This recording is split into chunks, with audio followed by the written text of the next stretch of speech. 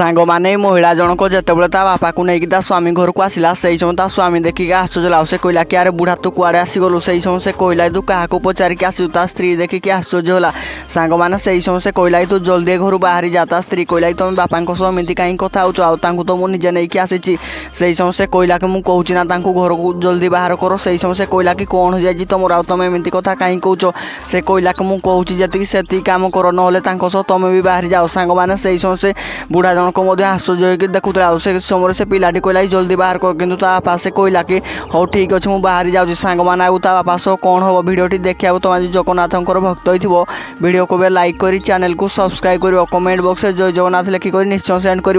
सांगमान शेष जई आसी कहला कि बापा मत भूल बुझीबनी कहीं तुम झील को बुद्धि शिखापी एमती कम मुझे कली।